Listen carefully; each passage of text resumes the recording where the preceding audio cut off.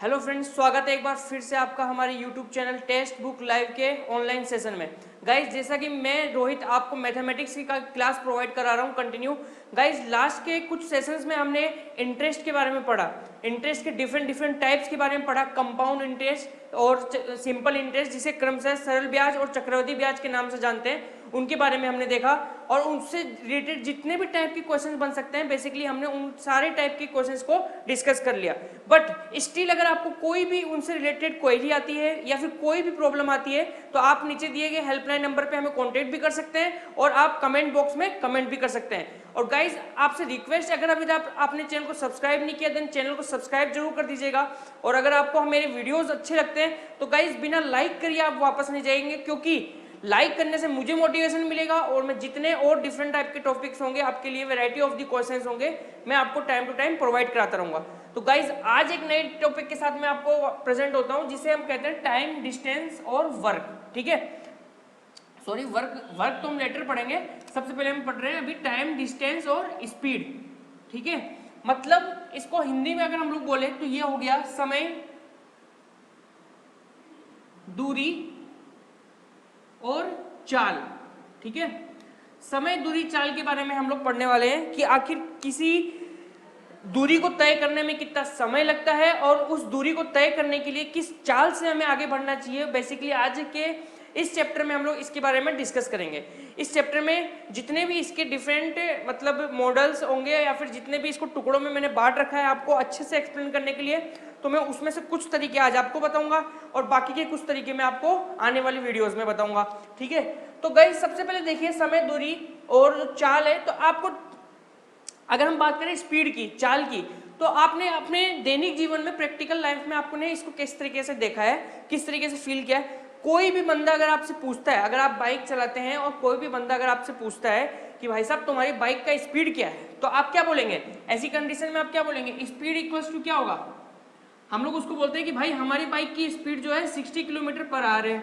60 kilometre per hour का मतलब क्या हो गया कि भाई साहब हमारी बाइक जो है 1 घंटे में 60 किलोमीटर चल सकती है। ठीक है, अगर हम इस स्पीड से चलाए तो इसको हम लोग बोल देते हैं कि हमारी चाल जो है बाइक की, ये कितनी हो गई? किलोमीटर पर आवर या फिर किलोमीटर प्रति घंटा।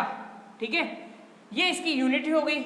अब देखिए कि जब हम स्पीड का फॉर्मूला बनाते हैं, स्पीड या फिर चाल, चाल का जब हम फॉर्मूला बनाते हैं तो ये किस प्रकार से हो जाएगा? देखिए, किलोमीटर यानी क्या हो गया? दूरी, जिसे हम लोग बोलेंगे डिस्टेंस, और आर यानी क्या हो गया? घंटा, जिसे हम लोग बोलेंगे टाइम। ठीक है, तो हमारे पास क्या निकल के आया? देखिए, किलोमीटर प्रति घंटा मतलब distance upon time.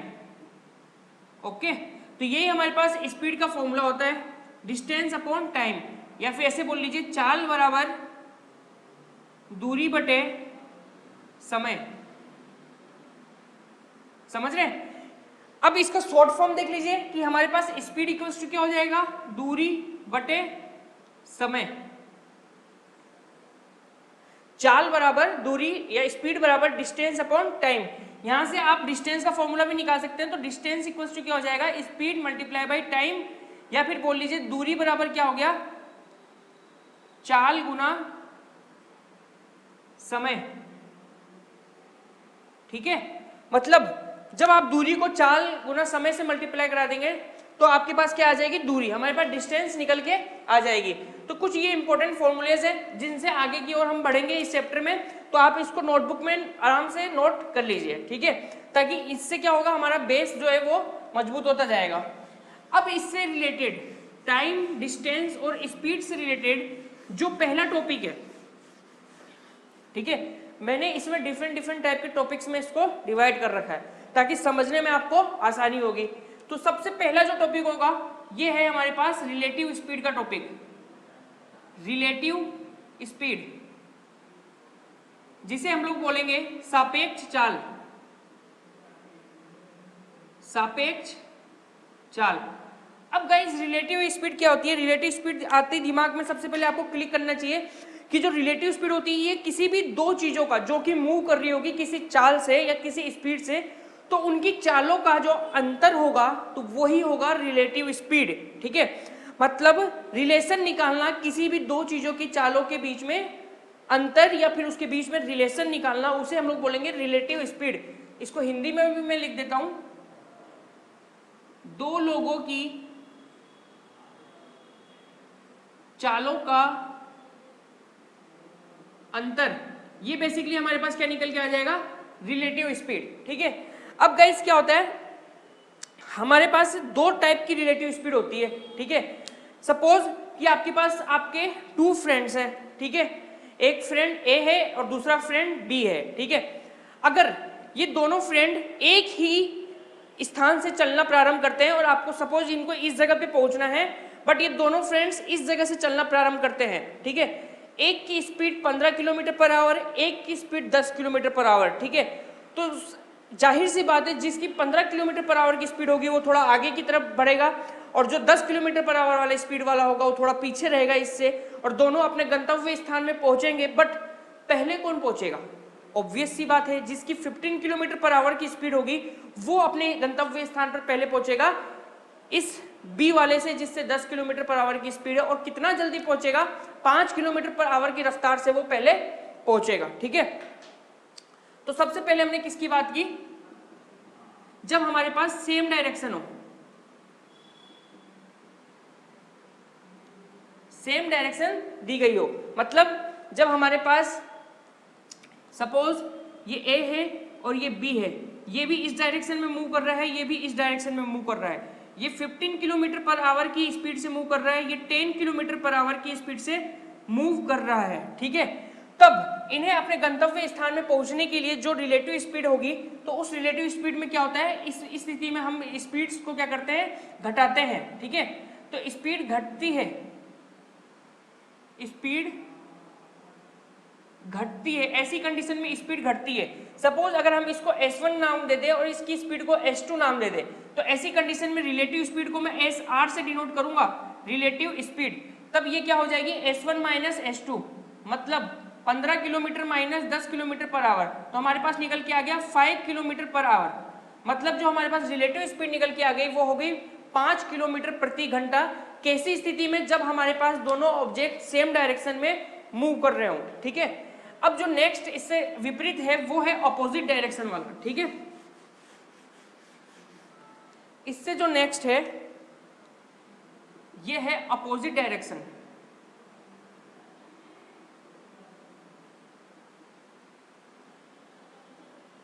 Opposite direction. ठीक है, मतलब सपोज आपके पास ये वापस से आपके दो फ्रेंड्स हैं, अब की बार एक फ्रेंड आपका इस पॉइंट पे खड़ा है और दूसरा फ्रेंड आपका बी इस पॉइंट पे खड़ा है। ठीक है, जो ए वाला फ्रेंड है वो 15 किलोमीटर प्रति घंटे की रफ्तार से ए की तरफ बढ़ता है, बी की तरफ, और जो बी वाला फ्रेंड है वो 10 किलोमीटर प्रति घंटे की रफ्तार से ए की तरफ बढ़ता है। ठीक है, तो आप बताइए कि ये दोनों आपस में कब मिलेंगे, इनका जो मिलन होगा किस टाइम होगा।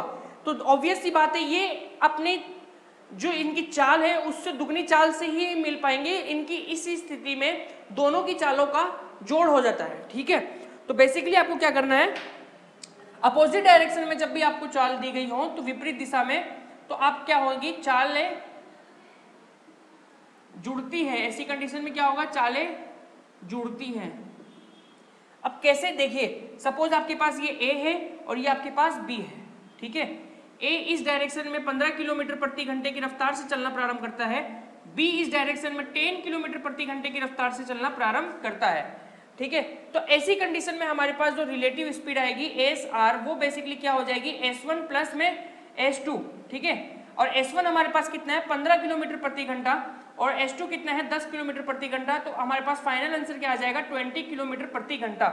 मतलब सिंपल सी बात है गाइज, अगर दो बसें अगर चल रही हैं, एक अगर इस दिशा से चल रही है, एक इस दिशा से चल रही है, तो दोनों आपस में अगर हमें बताना हो कि इनकी रिलेटिव स्पीड क्या है, तो दोनों की चालों को जोड़ देंगे। ठीक है, तभी हमें पता चलेगा कि ये दोनों कितनी ही स्पीड से आपस में एक दूसरे से मिलेंगे। तो इस तरीके से हमारे पास रिलेटिव स्पीड का ये जो टॉपिक है ये इस तरीके से दो भागों में डिवाइड होता है। मैंने आपको दोनों टाइप्स बता दिए, एक होता है सेम डायरेक्शन में और दूसरा होता है अपोजिट डायरेक्शन। ठीक है, गाइस वीडियो अगर आपको पसंद आ रहा है देन प्लीज लाइक करना मत भूलिएगा आप वीडियो को। इसके बाद इसमें से हम लोग दूसरा टॉपिक निकाल के लेके आए, ये कुछ इस प्रकार से, कन्वर्जन ऑफ स्पीड, कन्वर्जन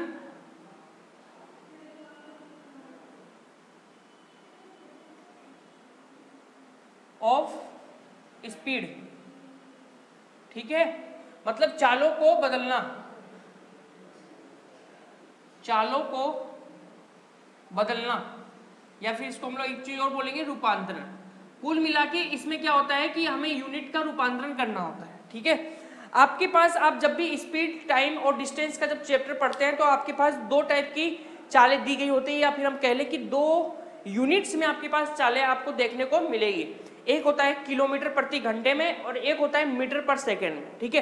तो इन दोनों का आपस में इंटरचेंज करना, अगर आपके पास क्वेश्चन में किलोमीटर प्रति घंटे में कुछ डाटा दिए गए हों और कुछ डाटा अगर मीटर प्रति सेकंड में दिए गए हों, तो आप हमेशा प्रीफर करिएगा कि जो हमारे पास आंसर वो किलोमीटर प्रति घंटे में निकल के आए। ये हमारे पास जो है एसआई यूनिट होती है, फिक्स यूनिट होती है, तो मीटर पर सेकंड को आपको किलोमीटर में चेंज कर लेना है, ठीक है।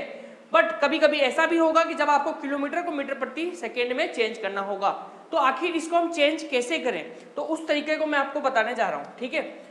सपोज आपके पास किलोमीटर प्रति घंटे में आपके पास यूनिट दी गई है, ठीक है, और उसको आपको चेंज करना है मीटर पर सेकंड में। एक कंडीशन तो ये हो गई आपके पास। एक कंडीशन है अगर आपके पास मीटर पर सेकंड दिया गया हो और उसको आपको चेंज करना हो किलोमीटर पर आवर में, ठीक है।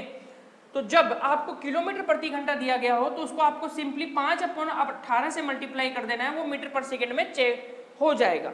अब आप पूछेंगे सर ये 5/18 कैसे निकल के आया, ये आखिर क्या माजरा है, इसको कैसे याद करें। इसको मैं अभी आपको बताता हूँ कि 5/18 कैसे निकल के आया। मीटर पर सेकंड को जब किलोमीटर पर आवर में चेंज करना हो तो सिंपली आप उसको 18/5 से मल्टीप्लाई करा दीजिएगा, ठीक है। अभी कैसे आया मैं आपको बताता हूँ। देखिए किलोमीटर पर आवर, ठीक है, हमें पता है कि 1 किलोमीटर में कितने मीटर होते हैं, 1000 मीटर, और 1 घंटे में कितने सेकंड होते हैं, देखिए 60 तो मिनट हो गए और 60 ही सेकंड हो गए 1 मिनट में, तो कितना हो गया 3600, मतलब 1000 डिवाइडेड बाई 3600, 2 जीरो से 2 जीरो कट हो गई, 5 दूनी 2 पंचे 10 और ये हो गया 18, मतलब 5/18। तो कुछ यहां से ये निकल के आया है 5/18। आपको एग्जाम में अब ये तरीका नहीं फॉलो करना, आपको जब भी किलोमीटर पर आवर दिख जाए मीटर पर सेकंड में अगर चेंज करना हो तो सिंपली आप क्या करेंगे, उसको 5/18 से मल्टीप्लाई करा देंगे, ठीक है। और मीटर पर सेकंड को अगर किलोमीटर पर आवर में चेंज करना हो तो आपको क्या करना होगा, सिंपली 18/5 से मल्टीप्लाई कर देना होगा। बहुत ही ईजी है, बस आपको ये याद रखना है किलोमीटर पर आवर को 5/18 से मल्टीप्लाई करके मीटर पर सेकंड में हम चेंज करते हैं। आप सिर्फ एक चीज को याद कर लीजिए, दूसरी तो ऑटोमेटिकली याद हो ही जाएगी, उसकी उल्टी है, ठीक है। तो इससे रिलेटेड क्वेश्चन देख लेते हैं। अगर कोई गाड़ी आपकी 60 मीटर पर सेकंड से चल रही है, ठीक है, तो 1 घंटे में तय की गई दूरी बताइए सबसे पहले तो, ठीक है। मतलब आपको डिस्टेंस बताना है कि अगर कोई गाड़ी 60 मीटर प्रति सेकंड से चल रही हो तो 1 घंटे में कितनी दूरी तय करेगी, ठीक है। अब गाइस देखते ही देखिए यहाँ पे तो घंटा दिया गया है बट यहाँ पे मीटर प्रति सेकंड दिया गया है, तो दोनों यूनिट में डिफरेंस है। मैंने आपको क्या बताया, जब भी आप मीटर पर सेकंड देख ले उसको किलोमीटर प्रति घंटे में चेंज कर दीजिए। यहाँ पे हमारे पास समय 1 घंटा दिया गया है तो इसको आपको क्या करना होगा, तो गाइस सिंपली आपको क्या करना है, मीटर पर सेकंड को आपको किलोमीटर प्रति घंटे में चेंज करना है। तो इसको सिंपली आपको 5/18, सॉरी गाइस 1 मिनट, 5/18 नहीं, यहाँ पे आपको 18/5 फिल करना है, ठीक है। तो अब आपको इसको सिंपली आपको क्या करना है, 5 को 60 से काटना है। कट करने पे कितना आ जाएगा हमारे पास 12। जब 12 को 18 से मल्टीप्लाई कराएंगे तो आपके पास आ जाएगा 216 किलोमीटर प्रति घंटा, ठीक है। तो गाइस अब 216 किलोमीटर प्रति घंटा जो निकल के आया है, तो बेसिकली ये क्या है कि मैंने आपको वीडियो की शुरुआत में बता दिया था कि किलोमीटर प्रति घंटा मतलब 1 घंटे में तय की गई दूरी, ठीक है। तो यहाँ जैसे 216 किलोमीटर प्रति घंटा आ रही है, तो आपको यहाँ पे आपके पास 1 घंटे में तय की गई दूरी कितनी हो जाएगी, 216। तो यही हमारा क्या हो जाएगा आंसर, ठीक है। बट गाइस सपोज कि अगर आपसे पूछा जाए कि 2 घंटे में तय की गई दूरी कितनी है, तो ऐसी कंडीशन में अगर आपसे पूछ ले फॉर 2 आवर्स, फॉर 2 आवर्स के लिए अगर पूछ ले तो आपको सिंपली ऐसी कंडीशन में क्या करना है, 216 को 2 से मल्टीप्लाई करा देना है, ठीक है। अगर आपसे पूछ ले 3 घंटे में तय की गई दूरी कितनी है, फॉर 3 आवर्स, तो आपको ऐसी कंडीशन में क्या करना है, 216 को 3 से मल्टीप्लाई करा देना है। मतलब कि 2 घंटे में तय की गई दूरी हो गई 216 गुना 2, और 3 घंटे में तय की गई दूरी हो गई 216 गुना 3। ठीक है, तो बेसिकली इस तरीके से आपको ये क्वेश्चन करना है। आगे के कुछ और क्वेश्चंस देखते हैं हम। बेसिक लेवल से देख रहे हैं हम लोग, बिल्कुल हार्ड लेवल के क्वेश्चंस आने वाली वीडियो में हम लोग देखेंगे। तो गाइज ये क्वेश्चन कुछ इस प्रकार से है, आपको सिंपली दिया गया है 36 किलोमीटर प्रति घंटा और आपको इसको चेंज करना है मीटर प्रति सेकंड में। देखते ही आपको सबसे पहले आपके माइंड में क्लिक करना चाहिए कि किलोमीटर प्रति घंटा को मीटर प्रति सेकंड में चेंज करना है, तो आपको 5/18 से मल्टीप्लाई करा देना है। सिंपली 36 को आपको 5/18 से मल्टीप्लाई कराएंगे तो 18 एकम 18, 18 दूनी 36, कितना आ गया 10 मीटर प्रति सेकंड। बस, और कुछ काम नहीं करना, आपको 1000/3600 से मल्टीप्लाई करने के चक्कर में नहीं बैठना। ठीक है, एक क्वेश्चन और देखते हैं इससे रिलेटेड। अगर आपके पास दिया गया है 162 किलोमीटर प्रति घंटा और इसको अगर आपको चेंज करना है मीटर प्रति सेकंड में, तो आप क्या करेंगे, 162 किलोमीटर प्रति घंटा है तो इसको आप सिंपली 5/18 से मल्टीप्लाई कर दीजिए। कट करेंगे तो 18 9 में 162, 9 पंचे 45, तो 45 मीटर प्रति सेकंड ये चीज हो गई। ठीक है, तो ये कुछ बेसिक क्वेश्चन इससे रिलेटेड थे। अब हम देखते हैं नेक्स्ट टॉपिक, किसी टाइम डिस्टेंस और स्पीड से रिलेटेड। ठीक है गाइज, अब जो मैं टॉपिक आपको बताने जा रहा हूँ ये बेसिकली है रेशियो मेथड, और इस मेथड को आपको कंठस्थ अच्छी तरीके से समझ लेना है, क्योंकि आने वाले जितने भी कॉम्पिटिटिव एग्जाम में अगर आप इस क्वेश्चन को फेस करेंगे तो आपको रेशियो मेथड ही फॉलो करना है। और बाकी के मेथड भी इजी होते हैं बट वो टाइम टेकिंग होते हैं। रेशियो मेथड जो होता है चुटकियों में, विद इन चुटकियों में आपको देखना है क्वेश्चंस को किस तरीके से सॉल्व कर देगा। तो इसको आप इंपॉर्टेंट मार्क कर लीजिए और लिख लीजिए, रेशियो मेथड फॉर चाल, दूरी और समय। चाल, दूरी, समय के लिए जो हम लोग रेशियो मेथड पढ़ने जा रहे हैं वो कुछ इस प्रकार से। ठीक है, सपोज आपके पास एक कार है, ठीक है, ये आपके पास चल रही है 15 किलोमीटर प्रति घंटे की रफ्तार से, और आपके पास एक बी कार है, ये आपके पास चल रही है 10 किलोमीटर प्रति घंटे की रफ्तार से। अगर इसी कंडीशन में आपसे ये स्पीड का रेशियो पूछ लेता है तो सिंपली आपको 5 से, देखिए जो कॉमन इनमें आएगा उससे कट कर लेना है। 5 तिया 15, 5 दूनी 10। ठीक है, तो आपके पास जब ऐसा पूछ लिया जाए कि ए रेशियो बी क्या होगा, इनकी स्पीड का रेशियो क्या होगा, तो क्या हो गया 3:2। ठीक है, अब गाइज इसमें ध्यान रखने की बात यह है, देखिए ए कितनी स्पीड से चल रहा है अपने 3 की रेशियो की स्पीड से, और बी की रेशियो की स्पीड कितनी है 2। ठीक है, तो अगर हम टाइम की बात करें, टाइम की रेशियो की बात करें तो सिंपल सी बात है, जिसकी चाल ज्यादा है या फिर जिसका स्पीड ज्यादा है वो पहुंचने में कम समय लेगा, और जिसकी स्पीड कम है वो पहुंचने में ज्यादा समय लगेगा। ठीक है, तो इसको आपको क्या करना है, सिंपली क्रॉस मल्टीप्लाई करना है, 2 को इस जगह पे और 3 को इस जगह पे पुट कर देना है, तो टाइम का रेशियो आ जाएगा 2:3। ठीक है, तो ये तो किसके लिए था, फॉर स्पीड के लिए, और ये वाला रेशियो किसके लिए निकल के आया, फॉर टाइम, टाइम के लिए ये रेशियो निकल के आया। अब इसमें गाइस बात इंपॉर्टेंट जो चीज है आपको रिमाइंड आपके माइंड में फिक्स करके रखनी है, डिस्टेंस हमेशा फिक्स रहेगी। ठीक है, जो दूरी है हमारे पास वो हमेशा आपके पास सर्टेन होनी चाहिए, एक निश्चित दूरी होनी चाहिए, और बोलेगी वो कांस्टेंट होनी चाहिए, कांस्टेंट। ठीक है, बेसिकली कांस्टेंट दूरी के लिए हम इस रूल को फॉलो अप कर रहे हैं। ठीक है,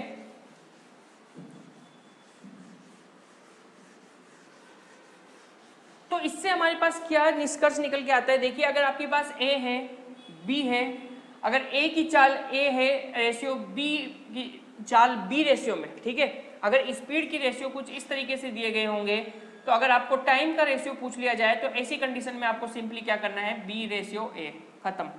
ये क्वेश्चन यहीं पे खत्म हो जाएगा। अब कई फ्रेंड्स हमारे पूछेंगे कि सर ये आखिर ये फॉर्मूला निकल के कहाँ से आया, या आखिर फंडा क्या है। ठीक है, तो इसके लिए मैंने आपको इस वीडियो को शुरुआत में बताया था कि जो दूरी का जो हमारे पास फॉर्मूला होता है कि आखिर दूरी होती किसके इक्वल है, तो डिस्टेंस हम जानते हैं किसके इक्वल होती है, टाइम मल्टीप्लाई बाई स्पीड। ठीक है, तो अगर हम बात करें सिर्फ ए की, ठीक है, तो ये अगर किसी दूरी को तय करने में t1 टाइम लेता है और इसकी चाल अगर a है तो हम लोग लिख सकते हैं t1 गुना a, मतलब दूरी बराबर समय गुना चाल, ठीक है। और सिंपली इसी तरीके से अगर हम बात कर ले b की, तो अगर ये उसी दूरी को तय करने के लिए t2 टाइम लेता है और अगर इसकी चाल b है तो क्या हम इसको इस तरीके से लिख सकते हैं? बिल्कुल। तो हमारे पास इसका अगर हम इसका रेशियो ले लें तो सिंपली आप देखिए, दूरी मैंने आपको बोला था कि सर्टेन डिस्टेंस है, तो डिस्टेंस से डिस्टेंस कट जाएगा और हमारे पास बच जाएगा 1/1 equals to t1 multiply a upon t2 multiply b। a और b को जब हम इस साइड भेजेंगे तो हमारे पास आ जाएगा b upon a equals to t1 upon t2। तो सिंपली सी बात है, देखिए ये b अपॉन a ये एक तरीके से रेशियो ही तो हो गया, ये अनुपात का ही फॉर्म तो है, तो इसको हम लोग लिख सकते हैं b अनुपात a इक्वल्स टू t1 अनुपात t2। और यही चीज तो मैंने आपको इसमें बताई है। देखिए अगर a और b हो जाए तो इसका रेसिप्रोकल टाइम का रेशियो हो जाएगा, ठीक है। तो गाइज ये इस तरीके से हमारे पास निकल के आया रेशियो मेथड में कि स्पीड अगर आपको a अनुपात b देगी और अगर टाइम आपको निकालना हो तो आपको क्या करना होगा, सिंपली उसको उल्टा कर देना है, a की जगह b पुट कर देना है और a की जगह आपको b पुट कर देना है, ठीक है। तो इससे रिलेटेड एक क्वेश्चन देखते हैं हम, ताकि आपको इसकी इमेज आसानी से क्लियर हो जाए।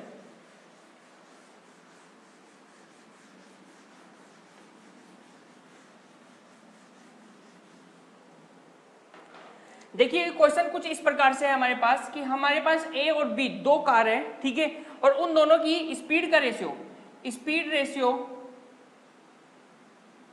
स्पीड रेशियो ऑफ a अनुपात a एंड b, ये कितना हमारे को दिया गया है, इसको मैं अनुपात के रूप में लिख लेता हूं 2:5, ठीक है।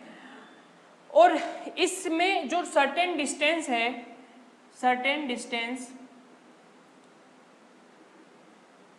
इसको कवर करने में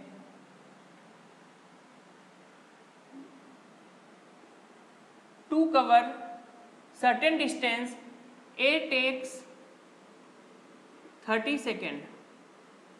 a कितना टाइम लेता है इसको कवर करने के लिए? 30 सेकेंड। तो आपको बताना है कि b इस दूरी को तय करने के लिए कितना समय लेगा। तो सिंपल सी बात है, क्वेश्चन देखते ही आपके दिमाग में ये घंटी बज जानी चाहिए कि मैं ये अनुपात का क्वेश्चन है, अनुपात का क्वेश्चन है। तो सिंपली आप क्या करेंगे, वही a अनुपात b 2:5, ये 2:5 क्या दिया गया है, स्पीड का रेशियो, मतलब हमारे पास स्पीड का रेशियो कितना दिया गया है 2:5। तो सिंपली आप क्या करेंगे, यहां से आप टाइम का रेशियो निकाल सकते हैं। तो टाइम का रेशियो क्या हो जाएगा आपके पास 5:2, ठीक है।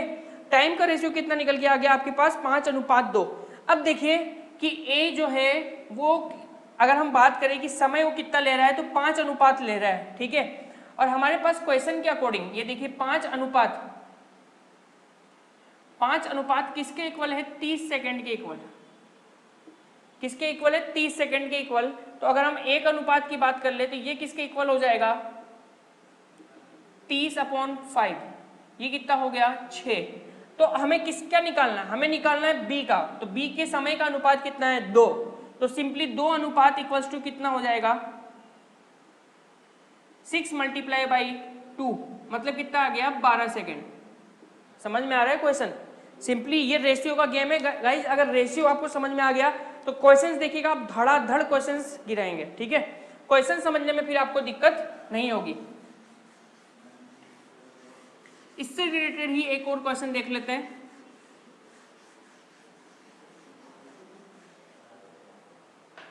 तो गाइस ये क्वेश्चन कुछ इस प्रकार से है, देखिए, फॉर ए सर्टेन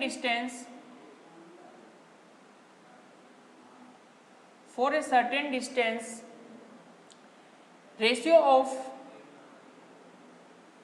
a अनुपात b, a अनुपात b का जो रेशियो है आपको दिया गया है 3:4, ठीक है। और आपको ये भी बोला गया है कि इस क्वेश्चन में a 30 मिनट ज्यादा लेता है b से उस दूरी को तय करने में। तो a takes 30 minutes more then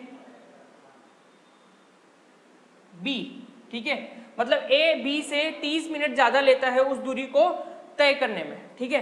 अब आपके पास दिया गया है, देखिए a अनुपात b कितना दिया गया है आपके पास, a अनुपात b 3:4 4। ये किसका अनुपात है? ये स्पीड का है, मतलब रेशियो किसका है? ये स्पीड का। तो अगर हम बात करें टाइम की, तो टाइम का रेशियो क्या हो जाएगा? 4:3। ठीक है।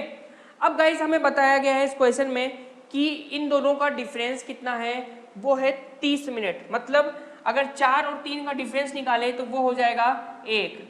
हमें बताया गया है एक रेशियो किसके इक्वल है क्वेश्चन में? 30 मिनट के। 30 मिनट के, ठीक है।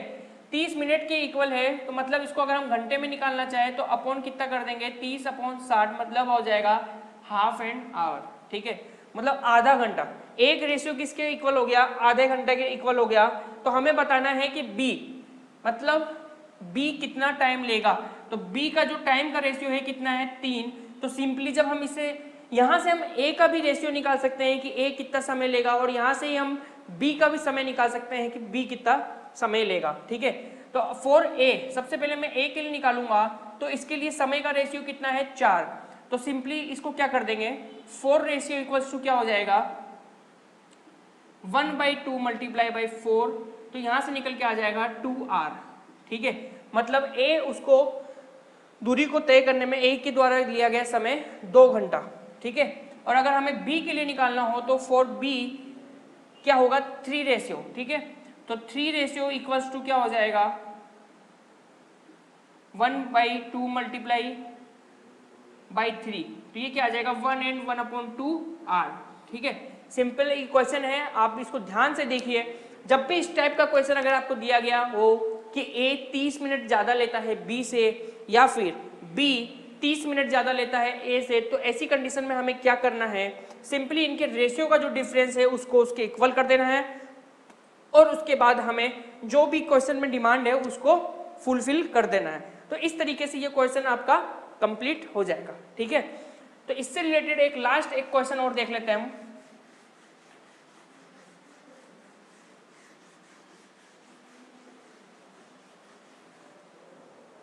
इससे रिलेटेड एक लास्ट क्वेश्चन और देख लेते हैं हम। देखिए, ए और बी क्रमशः ए एंड बी क्रमशः 40 किलोमीटर प्रति घंटा और 50 किलोमीटर प्रति घंटा से चलना प्रारंभ करते हैं। ठीक है, ए और बी क्रमशः 40 किलोमीटर प्रति घंटा और 50 किलोमीटर प्रति घंटा से चलना प्रारंभ करते हैं। ए बी से 15 मिनट ज्यादा का समय लेता है। सिंपली उस टाइप का ही क्वेश्चन है जैसे लास्ट में हमने किया। A takes 50 minute more than B. ठीक है, तो आपको क्या निकालना है? Total distance. क्या निकालना है आपको? Total distance. ठीक है, अब आप देखिए कि आपको दिया गया है 40 और 50। ठीक है, तो आपको सिंपली इसको कट कर लेना है। देखिए, अगर हम बात करें ए रेशियो बी के स्पीड की, ठीक है, सबसे पहले हम बात करेंगे स्पीड के रेशियो की। तो हमारे पास दिया गया है 40:50। इसको कट कर लीजिए, 10 चौक 40 और 10 पंचे 50, मतलब हमारे पास स्पीड का रेशियो कितना आ गया? 4:5। ठीक है, तो हम सिंपली टाइम का रेशियो भी यहाँ से फाइंड आउट कर सकते हैं। ये हो जाएगा हमारे पास 5:4।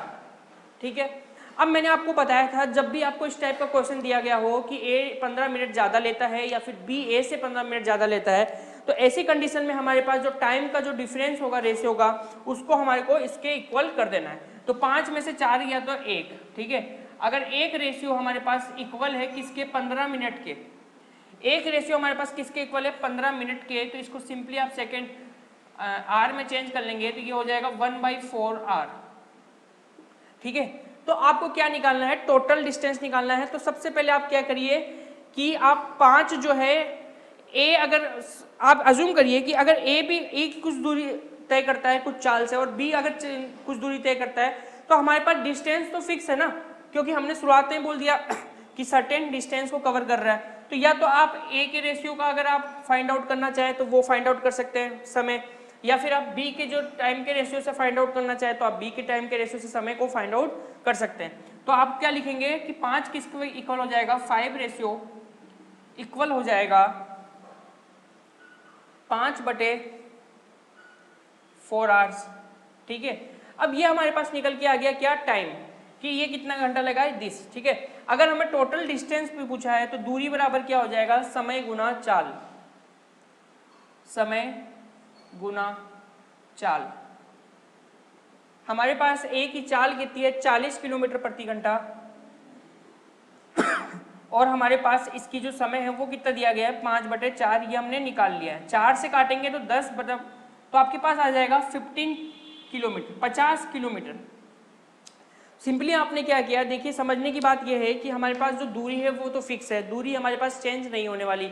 ए भी हमारे पास उतनी दूरी तय करने वाला है, बी भी उतनी दूरी तय करने वाला है, बस स्पीड का हमारे पास डिफरेंस है। तो हमने सिंपली क्या किया, किसी भी एक की समय का जो रेशियो है उससे हमने पहले तो समय निकाल लिया कि आखिर उसको समय कितना लगता है उस डिस्टेंस को कवर करने के लिए।